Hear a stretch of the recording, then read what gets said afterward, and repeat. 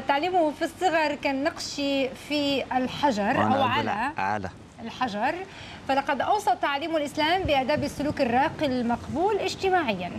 الاتيكيت أو فن التصرف، طبعا أنتم تحبون الاتيكيت، هو بطريقة حضارية طبعا حتى يصبح أطفالنا رجل وامرأة وسيدة وزوجة عصرية دائما على الموضة في كل مكان وفي أي مجتمع، وبرضو أنتم تحبون الموضة.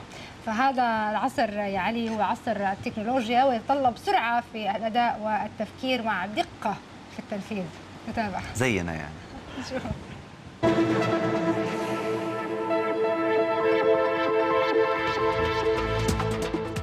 من شب على شيء شاب عليه، عنوان وضعه نصب عينيه أحمد حسين ليكون دافعاً لأولياء الأمور وطريقة جديدة محببة للأطفال لينتهجوا سلوكاً راقياً فعالاً ينهض بمجتمعنا ليهذب أخلاقاً طالما افتقدناها نتيجة ضغوط حياتية، فخاض تجربته في تعليمهم فن الإتيكيت.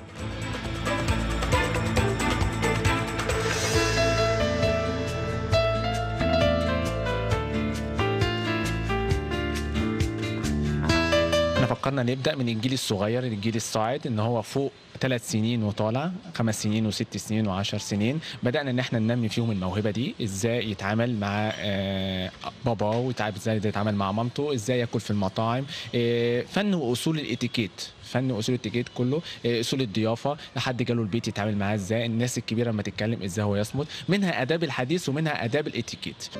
استحسن اولياء الامور الفكره وأقبلوا عليها وحرصوا على جلب أولادهم للتعلم.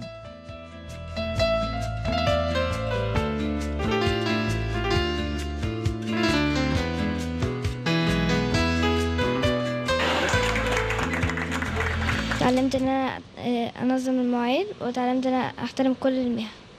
بتعلم أصول الضيافة، وبتعلم الاتيكيت، وبتعلم إزاي أستقبل الضيف. بيجي لي ضيوف بنات أو سيدات، أدخلهم الصالون، بعد كده أقدم لهم مشروب. اتعلمت ازاي اعرف ارتب السفرة، يعني بحط الطبق جنبي من هنا السكينة، وبعد كده من هنا الشوكة، وبحط المنديل، وبحط المية كوباية.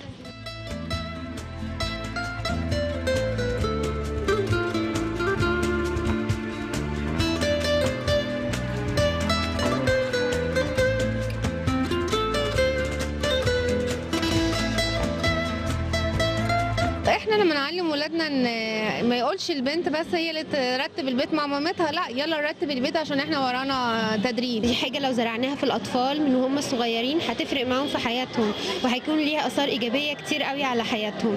لو احنا ربينا ولادنا على الاتيكيت من البدايه وربيناهم على قواعد هي سلوك واخلاق اكتر منها فن ونظام، فبالتالي هيقدر ان هو يتفاعل مع مجتمع باخلاقياته دي.